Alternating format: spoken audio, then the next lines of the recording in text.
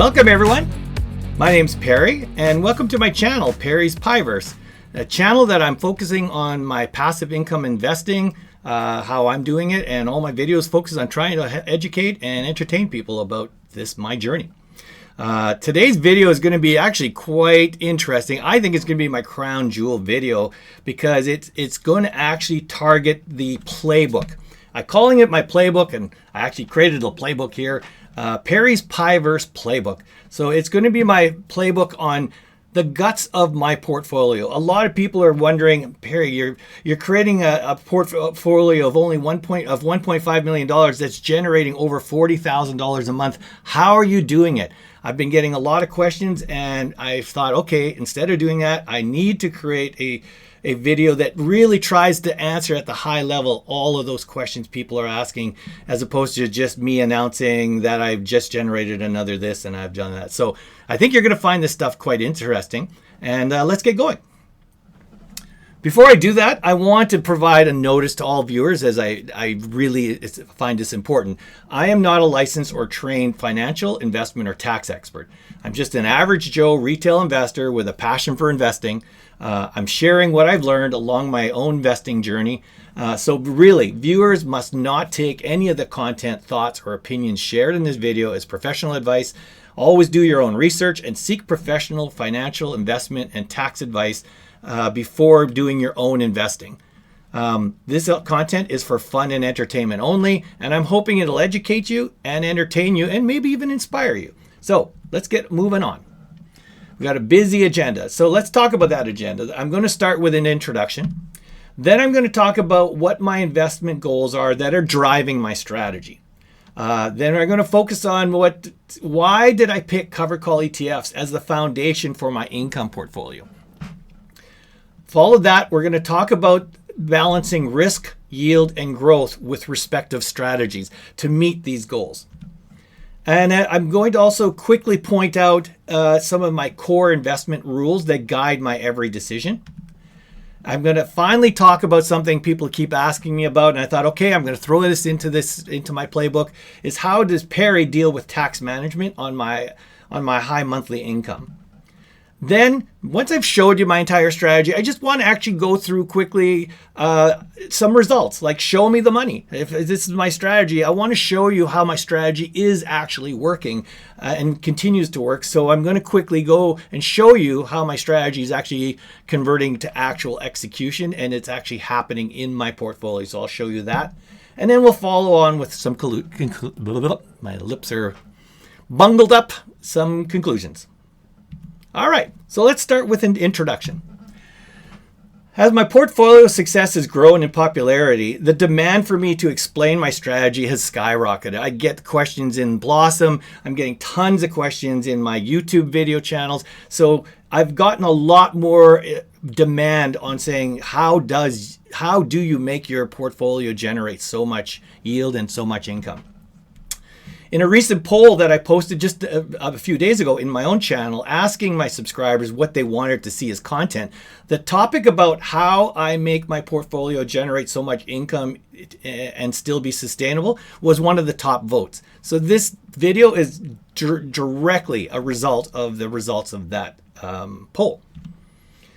So, backed by popular demand, I'm going to reveal to you my entire strategy now. And I'm going to try to answer a lot of the questions, like how I deal with sustainability, with risk, with growth, and with taxes. I'm calling my entire strategy, funny enough, I'm just calling it Perry's PIIverse Playbook. I like the 3 P's, so it didn't help. And I got my little icon here I created. So this is going to be my playbook on how I make my portfolio meet my goals. I'm sure this video is going to generate even more questions, and I definitely encourage people to do that. Please, it's actually going to fuel future videos. So the more questions and comments that you post in the comments of this video or any of my others, I'm going to aggregate them together, and likely there'll be some kind of follow-up video so I can answer them, because I know this video is not going to answer all the questions. So let's get started. The first thing is, what is my investment goals that are driving my strategy? This is important.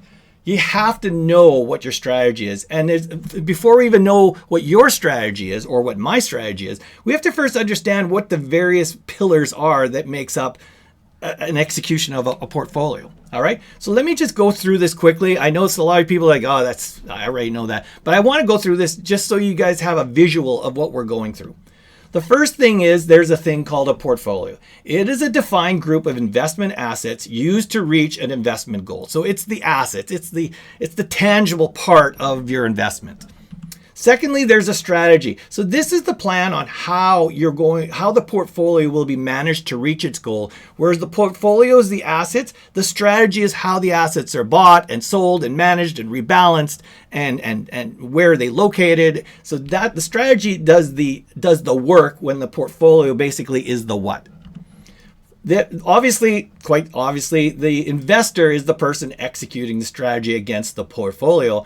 And then finally, goals are the end results you want from your investments. So, of course, that's quite obvious to say, but I think it needs to be called out because a lot of people get this mixed up, even though they don't know that. So if I did an analogy, if I had a race car, that would be my portfolio. How it will be driven is going to be the strategy.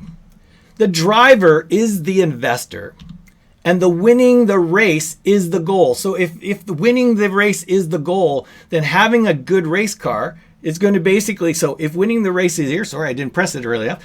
To win the race, the driver needs to drive the best race car in a disciplined manner to win this race. Now, it's important to say that because if your goals change, then all your other elements change as well. For example, if my goal was different and it said my goal was to pick up building supplies, well, then the driver is going to be driving not a race car, but it's going to have to drive a truck. And it's going to have to drive it in a different way. Instead of at high speeds and big quick turns, you're going to have to drive slowly and more cautiously because of your load and the road conditions. So what goal you set changes what your strategy is, what your portfolio assets are, and how the investor is going to run the disciplined strategy. So I know that sounds like second nature, but I wanted to call it out. So that being said, what are my goals that meet my investment? What are my goals that I expect from my investments? All right. And again, I keep saying the word my, so I want people to know what I'm explaining here is not yours. It's not a copy. There's no universal thing. This is my goals for my investments. So my first goal is to maximize monthly uninterruptible income and cash flow. And I'm going to set some targets to help me figure myself out. One of them is that the minimum target is for me to exceed 3 times my monthly base living expenses. And this goal also says needs to provide a buffer between the generated income and the living expenses, as well as to also allow a buffer so that excess cash could be used for allowing for reinvestment. So I'm providing a little bit more details on the actual summarized goal of generating this income. Secondly, I needed to grow an average annual income. So that's the high level second goal. The target would be to at least meet the annual inflation rate, but exceeding it would be desired. So if I'm going to grow my average annual income, my goal is saying that I should at least meet the current inflation rate, but I would definitely like to see greater than the inflation rate. And my third goal in my goals for my investments is to assure that the income is sustainable. So I want yield, I want the yield to grow, and I also want to make sure that it's here until I turn age 90 and kick the bucket. So I need something that's going to ensure that my income is sustainable. What I'm saying there is I need a target that will continue to identify, mitigate, or reduce any forms of external risks against my goals. And that is what my 3 goals are. Very important to know, because there's a lot of people that are debating with what my strategy is and says, oh, that doesn't work. So it's important to know what my goals are not, because as much as I say what they are, you'll see, for example, there was no mention in my 3 goals that said that growing capital value or growing the NAV of my portfolio of my investments was a goal. It is not a goal of mine. It is a side benefit of mine, but it is not a goal of mine. So every time somebody says, yeah, but your NAV is going down, go back to this page on this video. I don't care if my NAV is going down or staying flat or not going as fast as a growth portfolio is, because my goal is not to grow NAV. So that's an important factor here. My goal is 100% income based. It's not NAV growth based. So therefore my portfolio and my strategy is going to be income based. And again, I'm going to repeat it. You're going to see it happening throughout the video because this seems to get lost often. We're going to remember that I am income based. I'm not growth based. So the big question everyone has to ask before we even talk about portfolios and that is the big elephant on the table.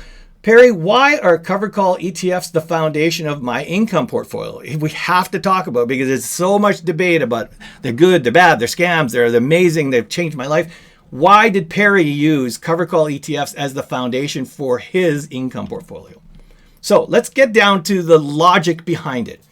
Remember, my number one goal is to generate an uninterrupted monthly maximized income of minimum 3 times my base living expenses. Okay, so let's continue that math. My monthly average living expenses are generally $10K per month. That doesn't mean I go hungry if it's $11K. It basically means that I can easily live at $5K, $7K, but I'm just going to keep a nice benchmark saying that 90% of the time, if I get $10K into my bank account, I don't have any need for anything more. So I'm using $10K as my benchmark. That means, based on a 3x multiple, my portfolio is going to have to generate a minimum of $30,000 a month. Okay? So that's not even looking at what my portfolio size is. That's saying that whatever my portfolio is, it needs to generate at least $30,000 a month. All right, so now I'm going to go back to November 2023. That is basically the inception date of when my portfolio fully matured. It grew and basically was evolved and turned into the mature version it is now on November 2023. At that time, my portfolio size was $1.2 million. At that time, I needed to generate $30,000 a month on $1.2 million. So if I needed to I needed my income generating investments that could allow my portfolio to generate at least a 30% yield. Because if you take the 30K divided by the 1.2, that meant I had to have a consistent yield of around 30% in order to meet my goal. Very important number. All right, well, the covered call ETFs are the perfect investment to meet that target. Why? Because of this. One, their primary design is to produce consistent paying high yield income. They literally are designed to capitalize income. And remember that, capitalizing income, not growth. Many of them pay yields greater than 30%. Well, if my target's 30%, having an investment tool that generates income in excess of 30% is going to be critical for my portfolio and my strategy to meet their goals. The other thing is the market has a wide range of offerings and it's almost growing weekly. Almost every week we hear yet another ETF coming to market, which basically adds to my diversification strategy. If I have more and more ETFs in the global market to work with, it's going to make, it's almost like it's like liquidity. I have a lot more options to fill my portfolio, and I'm not stuck with only 1 or 2 options. I have thousands now, and so that is another reason that covered call ETFs are a perfect part of my strategy. Even if any one of them reduce their payments over time, they will always pay something. There's always this kind of fear, uncertainty, and doubt from those that don't understand covered call ETFs. Covered call ETFs write contracts on their existing underlyings. So therefore, as long as there's an existing underlying, they're going to generate income. They may during, let's use the pandemic a few years ago, or even just a few months ago during the April tariff days, they may drop in their amount of income that they generate at that time, but they will not cease to pay it. And the reason I'm bringing that up is because another form of an asset that can generate income, which is the one from of course, the established days, is dividend-paying companies. Unlike covered call ETFs, dividend-paying companies during the pandemic, some of them actually ceased or paused paying dividends. So My strategy as part of resiliency and for longevity, I don't want an investment asset that when times are really tough, it's going to decide to not pay me. So these will pay. It may be a lot lower than they were to pay, but they will always pay. And then here another thing which goes against what a lot of people say, unless the underlying delists of a covered call ETF, there is very little risk that any one of the ETFs, even the highest volatility, highest risking ones, will ever go to zero. It cannot really go to zero unless the underlying delists. So generally, there's almost no risk. There's very, very little risk that a covered call ETF will go to zero, because it would mean that the underlying went to zero. And if you invested in the underlying, you were dead anyways. So I'm not worried about that risk, because that risk is so small, I don't even put a mitigation factor against it. So that being said, there are no other income-focused investments that could best meet my portfolio's needs. I can't use bonds and treasuries because they'll never come close to a 30%. I can't use dividends because dividend-paying companies never pay close to 30%. And in fact, sometimes not only do they not pay 30%, they're only paying like 3 to 5%. During really bad times, some of them could actually stop paying. It's a reality, not a what-if fear factor. Some of them did actually cease paying dividends during tough times. Therefore, the only asset that I could use that would meet my portfolio's goal is a covered call ETF. Now that we know what the assets we're going to be using for my portfolio is, let's get into the strategies. So I already mentioned here, so we're using covered call ETFs to meet my stated goals. I need a strategy that's using these investments to attain all my goals expected out of my portfolio. Not one, all three of my goals. So my strategy balances three critical elements needed to sustain and grow income. And I'm going to go through all three of these three pillars. So the first one is risk. I need a strategy that will minimize risk of the portfolio not meeting any of its goals. So if there's any external factor that could risk my portfolio not meeting its other goals, then I need to address that. So risk is one of the pillars that I need a strategy for. The second strategy I need a strategy that will mix my investments to that would meet or exceed a 30% income yield. So the job of the yield pillar is to find a mixture of my assets that will generate an average yield of at least 30% or more. And the third pillar is I need a strategy that will grow my average annual income. And again, I'm going to say this again. Notice I did not say grow my portfolio NAV. I need a growth strategy that will grow my average annual income. In fact, the word balance is critical to meet all my investment goals. And why is that? So I'm going to give you an example if you don't balance these three. An example could be that I buy and hold an ultra high yielding ETF that generates a yield of 70%. Now, that would absolutely exceed my yield goal of saying, hey, well, I needed 30%. I got 70, my job's done.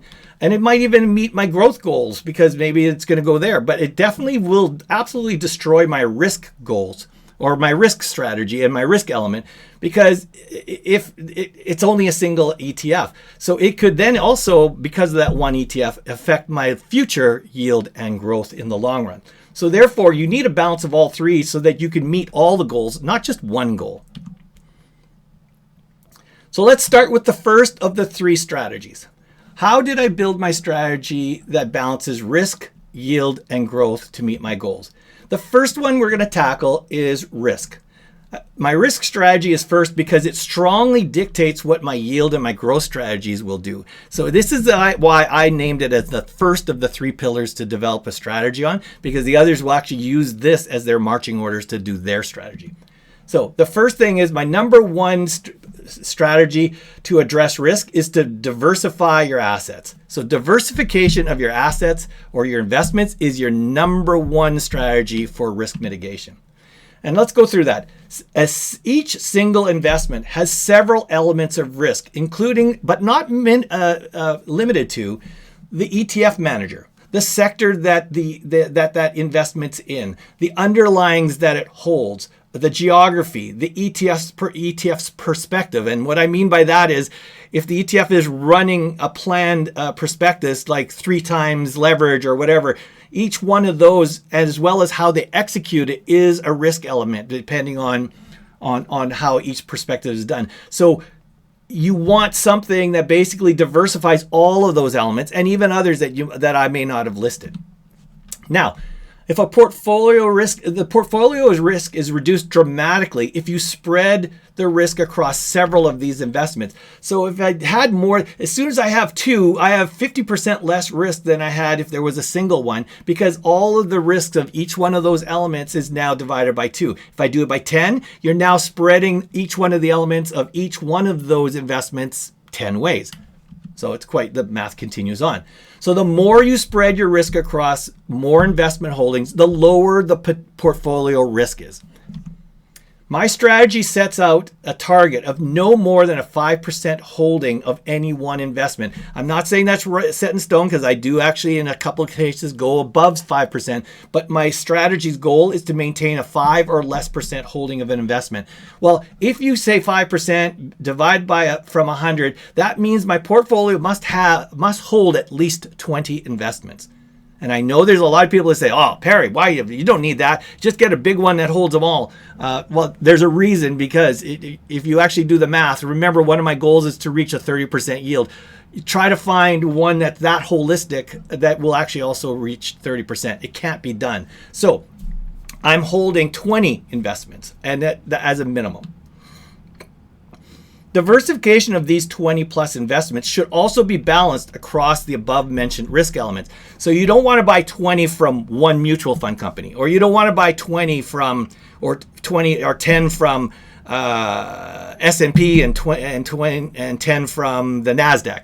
The idea would be to actually look and build up a strategy over long haul. And that's the discipline part, to say, oh yeah, okay, yeah, I've got 25. I'm going to add a new ETF, but geez, I got too much already in that geography or that ETF perspective. So the idea would be is to take the 20, and as they grow to 21, 22, 23, make sure you're always looking at the risk elements and say, I'm a little low. I don't have many bond related covered call ETFs. Maybe I should get one of those. So that's sort of what this strategy is also saying.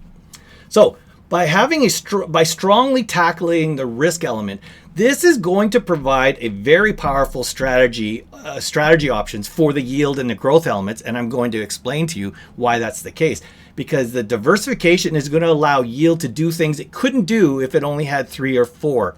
The diversification will help it attain its goals. So now we're going to talk about yield. So with risk mitigation set itself in place, now we can look at the yield strategy that can now tap into some of the most volatile yet highest yielding covered call ETFs on the market. Because remember, the risk said, now that I'm forcing the yield to pick 20 plus ETFs, I now know that the risk is so diminished or reduced on any one ETF going bad or having a risk that I can now pick much higher yielding ETFs, even if they're higher risk, because they're now I'm allowed to pick a 40, a 70, 100% yielding ETF, because it's only making up 3 to 5% of my entire portfolio. I can now tap into that, the money on the table, that if I only had 3 or 4 covered call ETFs, it would be crazy for me to make one of those 3 or 4 100% yielding ETF, because the risk would be too high. With my strategy on dealing with risk by spreading it so wide, I'm now able to tap into much higher yielding covered call ETFs. My selection of covered call ETFs, though, must align with the diversification strategy we just mentioned of the 20 plus CC covered call ETFs spreading across many of the identified risk elements. So the yield says, I understand I got to spread it amongst various risk elements, so I better make sure that when I do that, I'm going to be picking across different ones. So let's talk about the yield strategy. The first thing is I'm building it saying that there must be a base of stable NAV, stable distributions covered call ETFs. And I'm using a benchmark saying that ETFs with a yield of under 25% in general, to me, are generally quite stable in their NAV, and they're quite stable in their yield. So I'm saying that roughly, and again, nothing's set in stone, roughly 10 to 14 of the holdings that I have in my portfolio, or about 40 to 50% of my portfolio's NAV should be dedicated to what I call stable, lower risk covered call ETFs. Then the remainder of the holdings, 10 plus, and their respective NAV, will then be able to be invested in ultra high yielding, and I'm referring to anything over 30%. ETFs. I can now say, okay, my base is covered, my base income, monthly income is sort of covered. Now I can go and tap into some of the much higher, richer yields that are on the table, and actually now bring my yield up to and beyond 30%. Because remember, any of the yields that make up the base will not get me to 30%. It'll only get me to about 18% if I actually invested all in them. So I need to now invest in the higher yielding ones to bring my average yield for my portfolio up above 30%, because I'm only now with the first one down at 18 to 20. So all selected ETFs that now I've actually selected is referred to my catalog of ETFs. And I have a catalog of ETFs of the ones that all my registered accounts can use. I refer to my catalog. If it gets in the catalog, as soon as I consider this ETF to join the catalog, it can now be used by any of my accounts, any of my RIFs, any of my LIFs, any of my TFSAs. So that is called my catalog of ETFs. My catalog of ETF must, again, I'm going to reverse again back to the risk strategy. My catalog of ETFs must be widely diversified across the main risk elements, and I'm pointing them out again here. Generally, no ETF holding should exceed a target weight of 5%. And again, that goes back to the risk strategy. So the yield strategy is saying, okay, risk strategy, I'm abiding by your rule. None of my covered call ETFs that I'm picking will have a weight over 5%. Again, sometimes I bend the rule. There are a couple that will actually break the rule, but it's sort of saying in general, I'm not allowing ETFs to exceed 5%. And in most cases, I'll show you later, I actually don't even meet 5%. And then the other thing I'm pointing out in this strategy is newer, unproven, or very, very high risking covered call ETFs. Like say those 3 times leverage ones, which I'm actually not even interested in. But if I was doing something that crazy, I'm saying basically in my strategy, they should not exceed 2% holding weight. If you're wanting to dip your toe in it or try it out, it should even be under 1%, but it should not exceed 2%. Now, I'm also going to point out here, and I'm not going to actually get into details with it. I fully embrace the concept that every ETF that I put in my portfolio is nothing more than a perpetual income generating asset. I actually developed a video, and I'm going to put the link up above, and you're going to see it here. It's actually created a whole video, which actually turned out to be really popular on my channel, and it's called Covered Call ETFs Treated as Annuities.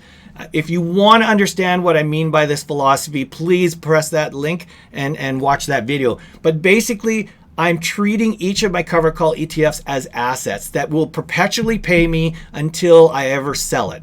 So that is the way I use it. And basically, as soon as a covered call ETF joins my catalog and I'm investing in it, I consider no matter what it's paying, even if it's reducing its NAV, its monthly income and stuff, it is a paying asset that will keep paying me infinitum until I ever decide to sell it. And again, please click the link and take a look at it. It'll help you understand what I mean by that philosophy. All right. We've now talked about risk, and we've now talked about yield. So now I need a growth strategy that must be established to meet my goals of growing the average annual income by at least the rate of inflation. So risk deals with the risk. Yield says I'm going to attain a 30%. And now I need something that says, how am I going to keep up with inflation as well as more stuff? I'd like to at least exceed inflation, but I have to be a minimum of meet inflation.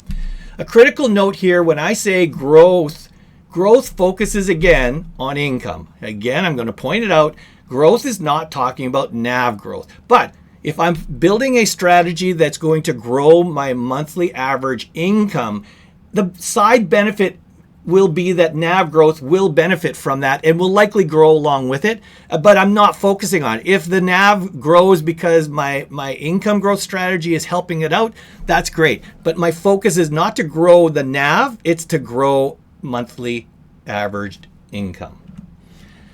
And a reminder that yield was tasked to generate at least a 3 times monthly living expenses.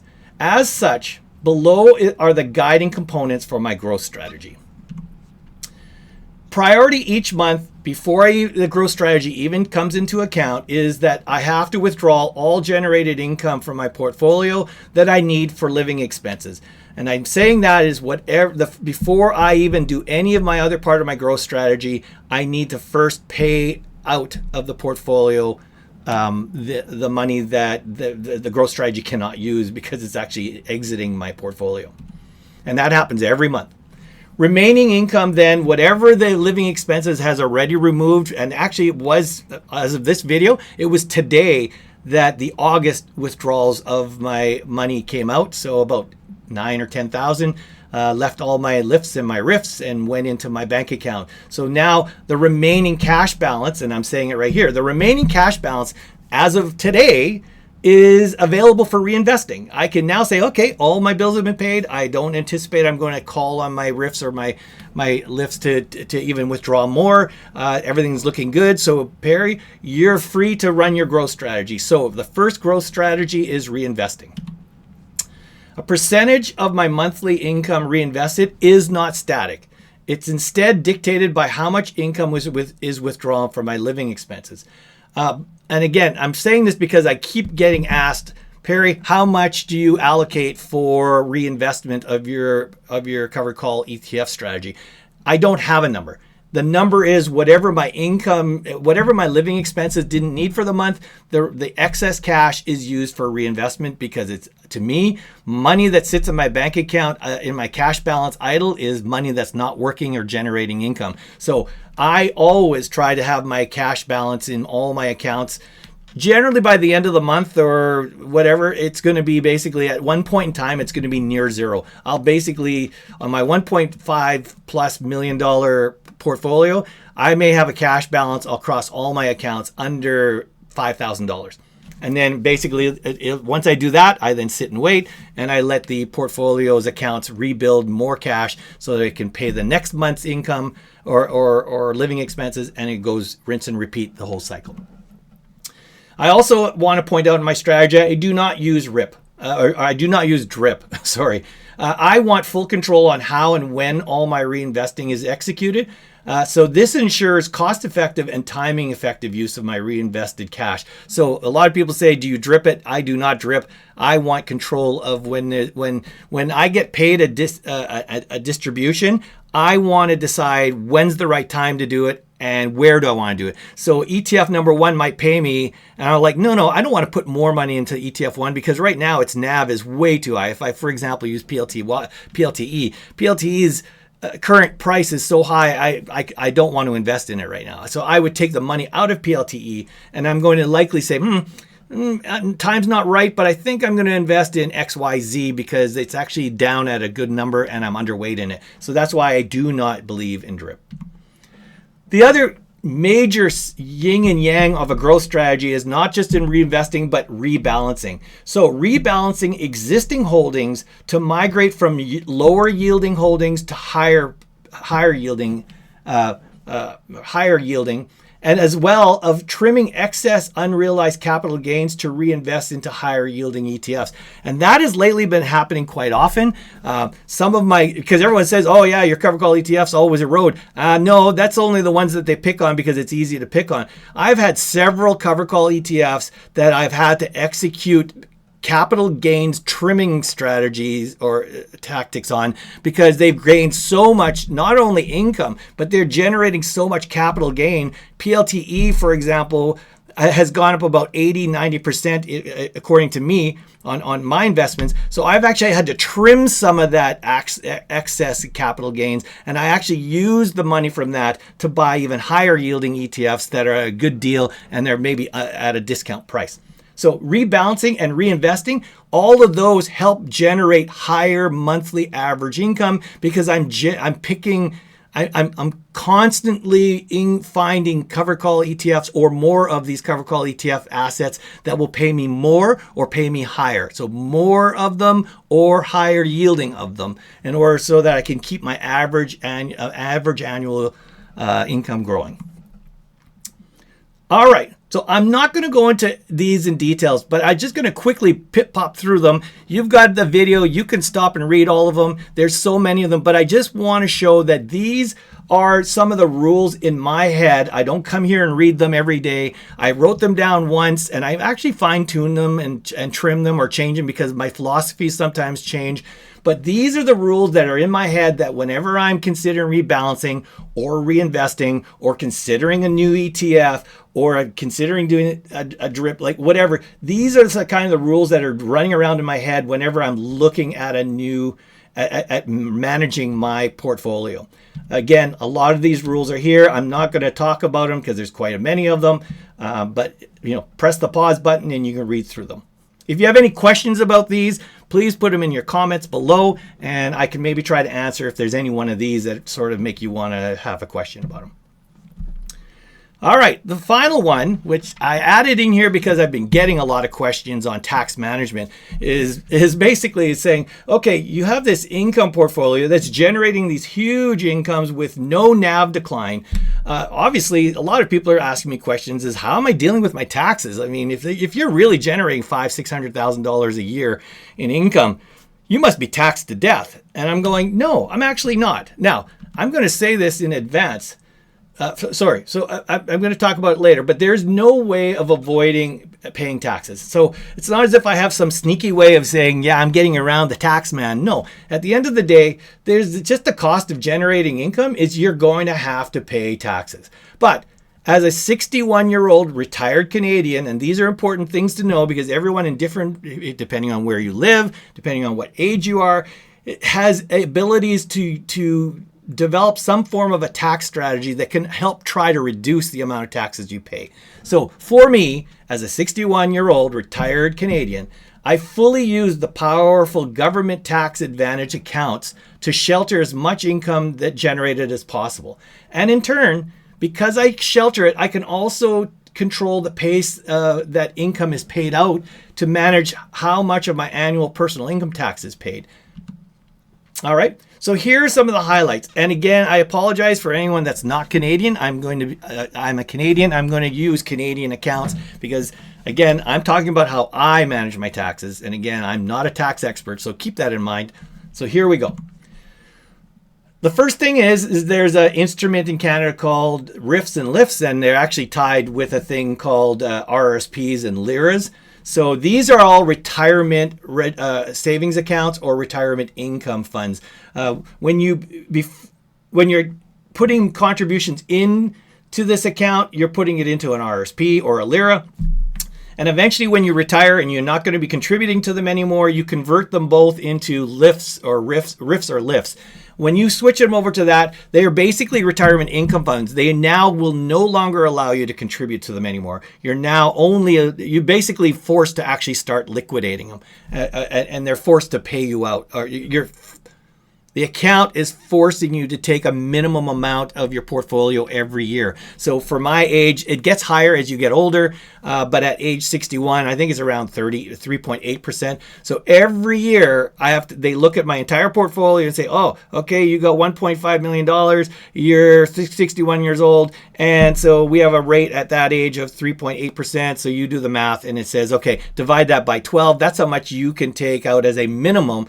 You have to take out as a minimum out of your portfolio. And again, as you get older, I think age 71, it's almost at 5.8 or something like that. But it's good. Every year, it's trying to actually liquidate the account. So every year, it's actually forcing you to take more of it.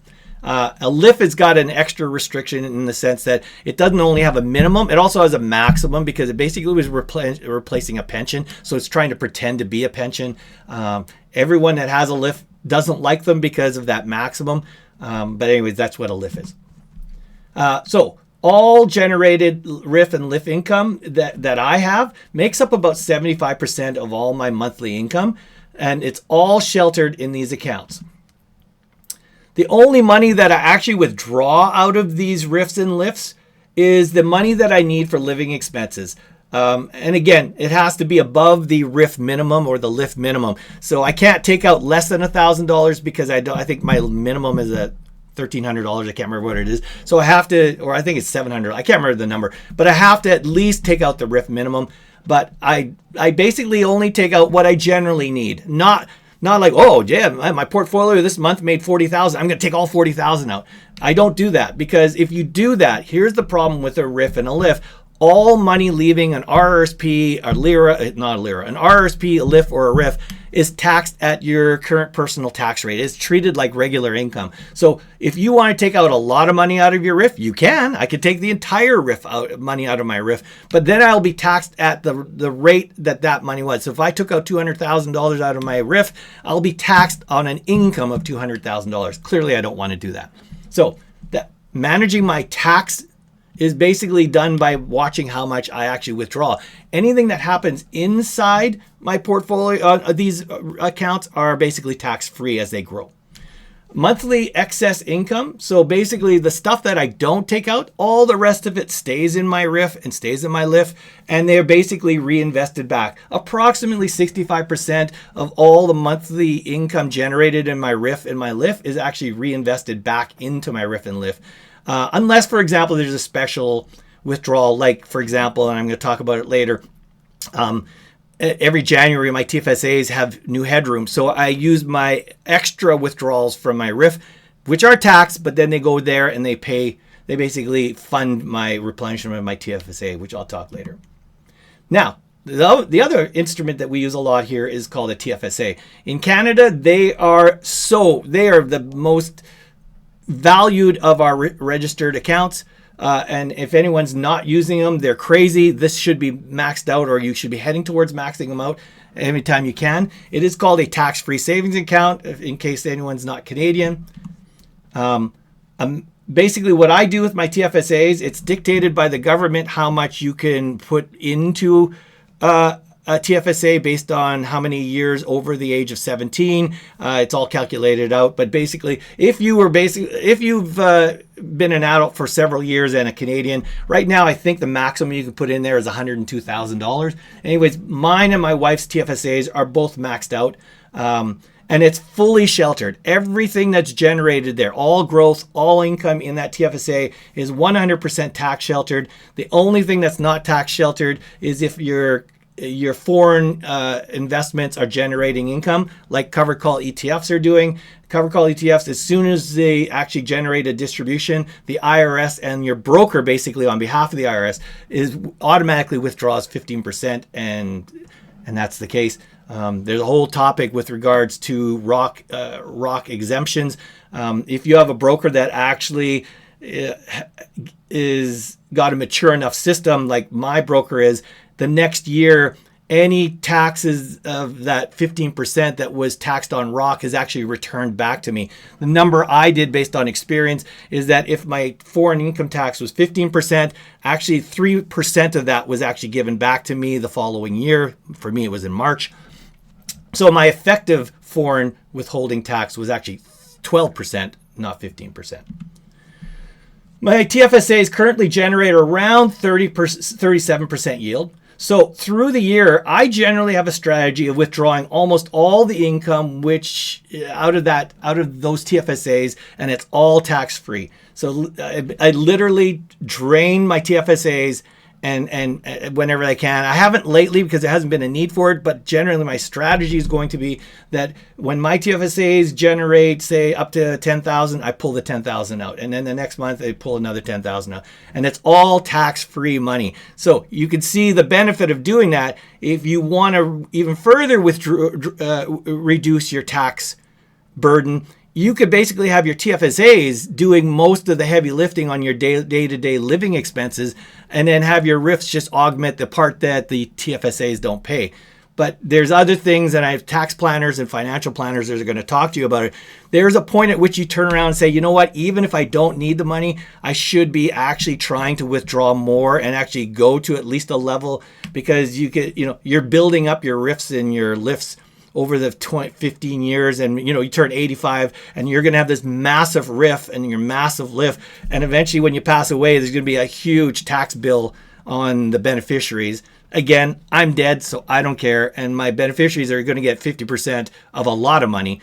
So I don't know if I really care that my RIFs are going to, because my RIFs and my lifts are not melting down, unlike a growth strategy where they have to actually melt down because they have to sell their assets. With my income-based strategy, my LIF and my RIF is actually growing. Even though they're paying out all this income, they're actually growing. So when I turn 90, my RIF and my LIF will slowly be increasing in value, not heading towards zero. The next year after a TFSA pays out, so if I withdrew like say 80,000 out of my TFSAs, the next year my TFSAs will basically regain that headroom. And this is why these TFSAs are so valuable. I can now recontribute all the money I took out the previous year back into my TFSA. So my strategy would be there is that I will use my income special withdrawals from my RIFs, even though I get taxed on them, to totally replenish the headroom of my TFSAs. So my RIFs get taxed on their output of their withdrawals. I now refill my TFSAs with a whole bunch more cash that I actually took out all throughout the last year. I now have a bucket of money in my TFSAs now, and I now buy more. I buy more of these income generating ETFs in my TFSAs. So rinse and repeat. Now instead of this year, my TFSA is generating 10,000. I'll add more TFSAs and they'll now be generating 14,000. And then the next year it'll be a 19,000 because every year I'll be basically getting more headroom, which can get more replenishment, which generates even more money. So I love it. The other thing I want to point out is my portfolio is 84% covered call income generating ETFs, but I do have about, 15% that is non-ETF. They are pure growth shares. So they're high risk, high torque. They're sort of my play money. Two of those three are losers, but hopefully sometime in the future they're going to do good. But there is one, my Athabasca stock, which has actually generated me a lot of capital gain income. And we'll talk about that later. Well, actually not. I've generated over $100,000 off of my Athabasca stock over the past 2.5 years. That money actually goes towards paying for the headroom as well. I don't use my non-register to hold any income producing ETFs. It basically only holds the gains. And here I said I use the gains from my capital gains to help pay for the TFSAs in January. The reason I don't put income generating ETFs in my non-registered, it's not because it's a good or bad strategy tax-wise. It's because I just don't personally want to deal with the recalculation of adjusted cost base because it really is something you have to track a lot of, and I know my broker's supposed to do it. I just ended up saying I don't want to deal with it. Again, I might be missing out on an opportunity, but I don't care. I just don't put covered call ETFs in my non-registered because I don't want to deal with adjusted cost base. All right, so now we've gone through my entire strategy and you're like, okay, that's fine. For those of you who haven't seen some of my results and you might be new to my channel or my portfolio, it's like, well, show me the money, like show me some of the results. All right, so again, I've explained what my PIIverse Playbook strategy looks like to meet my goals. So now let me show you some of the results on how execution of my playbook has actually resulted in me meeting my goals. What I'm going to do is I'm going to switch over to my Snowball Analytics subscription where I can show you how my goals are being met. I use Snowball Analytics. I'm not paid to promote this, but hey, if you want a 10% discount, I have a refer a friend like every subscriber does. If you want to use my refer a friend code, I'll put it into my description below. You could, if you really like Snowball Analytics and you actually want to subscribe, save yourself 10% and give me a free month of my account by actually using the code. Okay, so what I'm going to do, I'm going to show you three things. I'm going to show you some of the results of risk mitigation strategy in my portfolio. This is actual live, so you're seeing my portfolio as it exists today. This is not some snapshot from a month ago. I'm showing you live. I'm going to also show you the results of yield attainment strategy, and I'm also going to show you the results of income growth strategy. All right, so let's pop over to them. I'm going to actually pop over to my spreadsheet first as soon as I find my mouse. Hello, mousey, where are you? Oh, here you are. I'm going to switch over to my spreadsheet first to deal with my risk mitigation strategy because it does a better job. It does a good job of showing it. So I'm going to switch over to it here. Don't worry about all the details. I've built, there is another video, and I'm going to point you up there again. If you're really interested in this, in my spreadsheet and all the deep dive, I actually did create a video of this as well. So again, click up above. I have a video that goes through my entire spreadsheet. It's about an hour long because this is a very complex spreadsheet. So please click it if you're interested, and I'll give you a tour. But the reason I'm pointing this stuff out here is, remember I said that I have to have risk mitigation that dealt with diversification and diversification of risk elements. You could see in here, and I'm showing the list, I currently have, it says 28, but I actually have 26 covered call ETFs and 3 growth stocks. So here's my 3 growth stocks. And these from number 1 all the way to 28. And the reason it's not 28, it's 26 is because only a couple of weeks ago, I fully closed my two holdings here. So remember where I talked about growth saying rebalancing? That was part of a rebalancing exercise. I have not closed these 2 line items yet, but they're gone now. But what you can see here in risk mitigation, of which the yield strategy abided by, you could see that I have a whole bunch of what I call lower risk covered call ETFs. And that's really anything all the way from HYLD to USCL. Those are all my low risk covered call ETFs. Yeah, MSTE, PLTE, and CYNE might be higher risk, so they're in there, but they are actually in my considered to be a little bit on the lower risk. But if I actually wanted to say they're higher risk, I could eliminate these 3. But with the exception of these 3, everything from here all the way down to USCL are my Canadian, more conservative. They almost pay the same amount every month. Their NAV only fluctuates maybe 5%, 10% at the most. But I'd say if they fluctuate 5%, that's shocking. So they're my stable ones.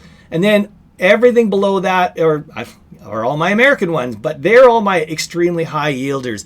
They're the ones that are generating yields. And I'm going to go over here. You can see some of the yields on currents: 37, 41, 57, 97% yield. They're extremely volatile. They're all over the map. But what's the benefit of this is, because my risk strategy says that I'm diversified of not holding any more than 5% of any one of these covered call ETFs, I'm allowed to actually invest 3 or 4% in this one at 112 and some of this, and pull the massive kind of incomes that I could get out of the monthly that I can't get out of my lower yielders. And I'm going to show you the example here is, look at the kind of income that these are generating. Their numbers in the thousands, 7,000, 8,000, which I got paid just today. When you go look at all my low yielders, they're paying $250. 2,000 is about the best you get over here, and that's because that's actually not even a low yielder. So risk mitigation is what I wanted to show you. You can see it's actually happening here. That's what my risk mitigation is. I'm now going to switch over to Snowball Analytics to try to talk about the other 2. All right. So this is my dashboard, and I want to show you that I'm meeting my goals. So remember I said my yield is got to be at least 30%. I'm currently, according to Snowball, I'm currently running at a 42.75% yield, which basically is projecting, these are projections, this is projecting that in the next 12 months I'll be generating $665,000. My IRR is 22%. I've to date have generated 721,000. Now I'm actually showing this because this is showing my profits to date, whereas the other ones is projected. You could see that my capital gains are minus 235,000. So my NAV growth is 235,000, meaning I've been investing and growing. Remember I told you that when I started my NAV was 1.2 million. Well, right now I have invested 1.83 million because every month I'm investing my excess dividends or excess distributions in there. So I'm up to about 1.8 million, but my value of my NAV is 1.5 million. Sorry, I don't know where the heck it is. It's 1.6. I can't find where it is. It's about 1.5 something million. Oh yeah, right here, 1.58. So there's what my invested, and there's my my current NAV. So yeah, if I were a growth investor, I'd be like, oh geez, look, I'm down 235,000.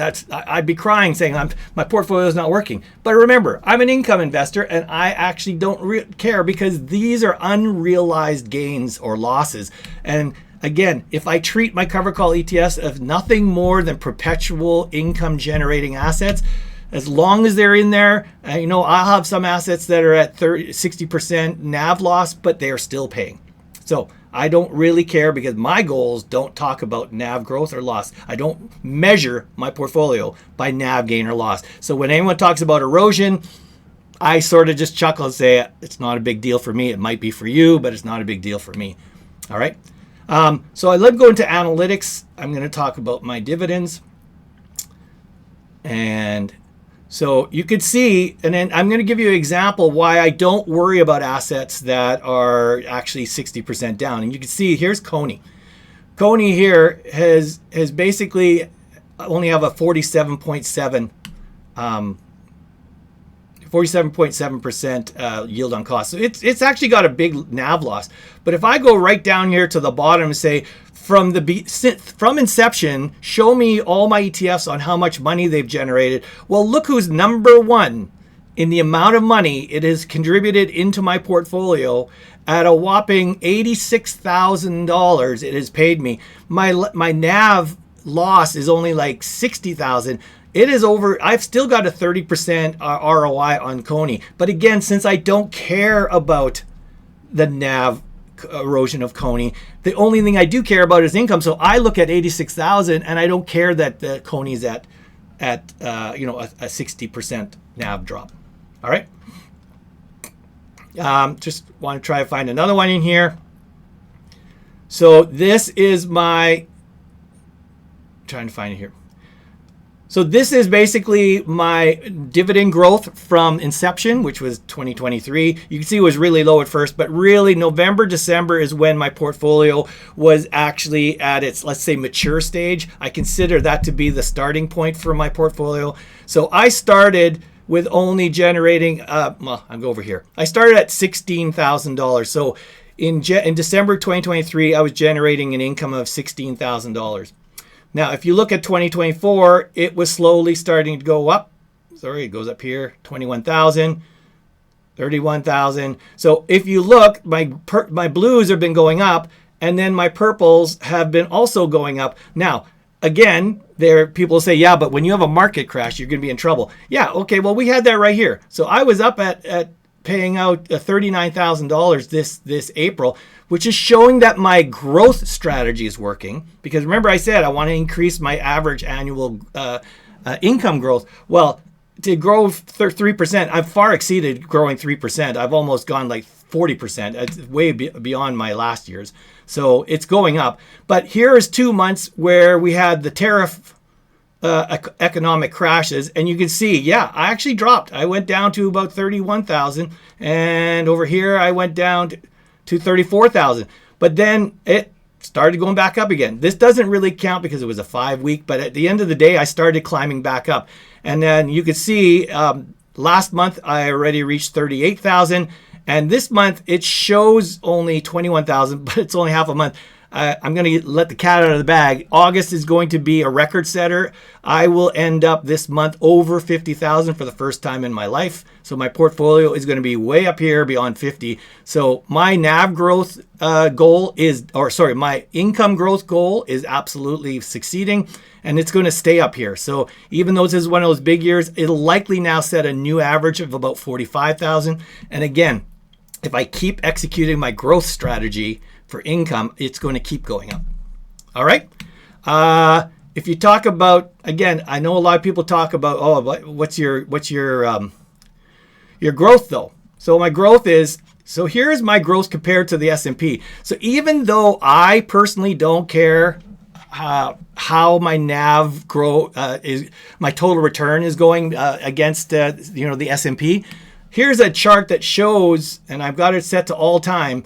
This is a chart that shows my portfolio compared against the S&P. And honestly, I don't see a huge divergence going on between my portfolio and the S&P. Yes, the S&P is beating me, but my value is staying in line, and it's yet at the same time, it's generating more than enough income that I need. The other one I'm going to point out here, which talks about risk to show that my risk is actually working. I'm going to talk about my metrics. For those that may not know what this means, but a key element you want to use when you want to know how risky is your portfolio, which again, my risk strategy should be trying to eliminate. You could look at your what's called the Sortino ratio. A Sortino ratio basically compares returns to risk. So it's a risk return ratio. If you have a risk return ratio in Sortino of 2, you're considered good. Anything less than that, I'd be a little bit worried. But so the S&P's is currently at 1.87. So it's actually below what they consider to be a good Sortino ratio. Well, my portfolio is running at 13.83. So basically, when it comes to risk, my portfolio's risk based on return is very, very, very good. So those are the kind of things I wanted to show you. I could go on, but I don't want to continue that anymore. So I hope that shows you that my portfolio is succeeding to meet its goals based on my strategy. All right. So getting back to the conclusion here, I hope you enjoyed this.